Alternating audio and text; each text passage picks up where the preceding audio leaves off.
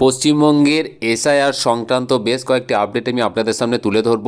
আমরা জানি যে এসআইআরের যে কাজ তা কিন্তু কন্টিনিউ চলছে এবং একই সাথে প্রত্যেক দিন কিন্তু নতুন নতুন আপডেট উঠে আসছে।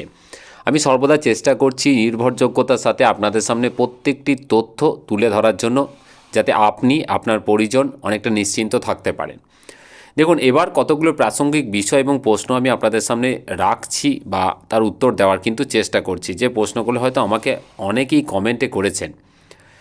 দেখুন, প্রথম প্রশ্ন হচ্ছে যে হিয়ারিং কাদের হচ্ছে এবং কতদিন চলবে। দেখুন, হিয়ারিং হচ্ছে শোনা যাচ্ছে, কিন্তু অনেকেই বুঝতে পারছেন না যে এখন আদৌ হিয়ারিংটা কাদের হচ্ছে এবং কতদিন চলবে। তো আমি মোটামুটি এর উত্তরে বলি যে হিয়ারিং কিন্তু মূলত যাদের মেজর সমস্যা আছে, মানে 2002-এর সাথে যাদের ম্যাপিং ঠিকঠাক হয়নি, সেই ক্যাটেগরির কিছু ভোটার আছেন, তাদের কিন্তু হিয়ারিংটা হচ্ছে এবং তার মধ্যে কিছু জনের কিন্তু বাদও দেওয়া হয়েছে। আমি এর আগের যে ভিডিও সেগুলো কিন্তু বলেছি।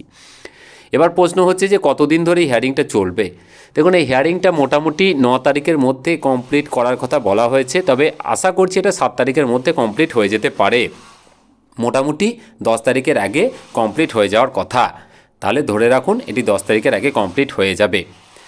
এবার নেক্সট হচ্ছে যে এবার কি বিএলওদেরও হিয়ারিং নোটিশ কেন বলছি, তার পেছনে কারণ আছে। আমি কারণটা একটু পরে বুঝিয়ে দিচ্ছি। তার আগে আমি এই উত্তরটা দিয়ে দিই যে লজিক্যাল ডিসক্রিপেন্সিদের কী স্ট্যাটাস। আমি জানি যে খুব ছোট ছোট কিছু ভুলের জন্য বিএলওরা কিছুদিন আগে ডকুমেন্টস চেয়ে নিয়েছিলেন এবং সেই ডকুমেন্টসটা ওনারা কিন্তু আপলোড করেছেন এবং ওনারা নিজেরাও কিন্তু কিছু একটা সেলফ ডিক্লারেশন আপলোড করেছেন।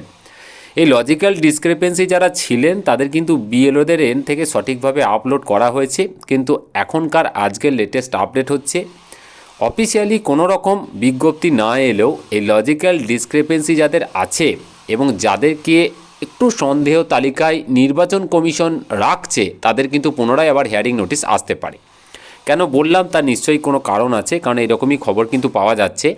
কারণ লজিক্যাল ডিসক্রিপেন্সি আমি জানি যে ম্যাক্সিমাম ক্ষেত্রে খুব ছোটোখাটো ভুল হয়েছিল এবং সেক্ষেত্রে কিন্তু যে এআই ব্যবহার করা হয়েছিল তাকেই কিন্তু বেশিরভাগ ক্ষেত্রে দোষারোপ করা হয়েছে। কিন্তু তারপরেও কমিশন মনে করছে যে কিছু জনের কিন্তু হিয়ারিং করা প্রয়োজন আছে এবং সেই জন্য কমিশন কিন্তু নোটিশ ইস্যু করলেও করতে পারে, এরকম একটা চিন্তাভাবনা চলছে।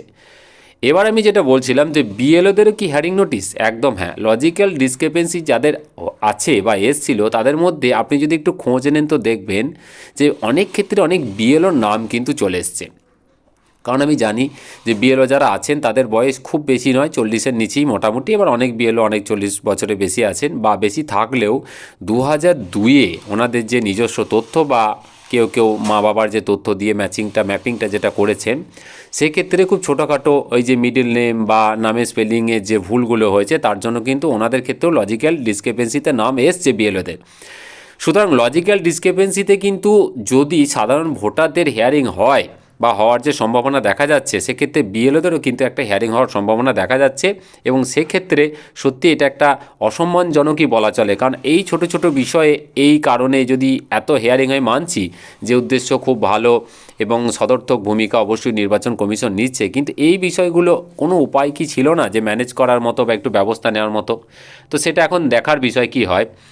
এবার প্রশ্ন হচ্ছে যে বিধানসভার দিনক্ষণ ঘোষণা কখন। দেখুন, বিধানসভার দিনক্ষণ ঘোষণা আপনারা প্রত্যেকেই জানেন যে ফেব্রুয়ারির 3rd উইকের দিকে হয়তো ঘোষণা হয়ে যাবে, বা ফেব্রুয়ারির লাস্টে কিন্তু ঘোষণা হয়ে যাবে। কারণ আমরা জানি যে আমাদের এই যে বিধানসভার যে নির্বাচন, সেটা কিন্তু মোটামুটি এপ্রিলের দিকে কিন্তু একটা হয়ে যাওয়ার জোর সম্ভাবনা আছে। এপ্রিল মের মধ্যে কিন্তু হয়ে যাবে, কারণ যে মন্ত্রিসভা গঠন হয়েছে তার যে মেয়াদ আছে এবং তার কিন্তু অনেক আগেই শেষ হয়ে যায়। তো সব কিছু একটা সিস্টেমেটিক হয়ে আছে, অত এখন বিস্তারিত বলা সম্ভব নয়। তবে মোটামুটি ধরে রাখুন যে ফেব্রুয়ারির লাস্টের দিকে বা 3rd উইকের দিকে কিন্তু বিধানসভার দিনক্ষণ ঘোষণা হয়ে যাবে, এটা কিন্তু মোটামুটি জানা যাচ্ছে।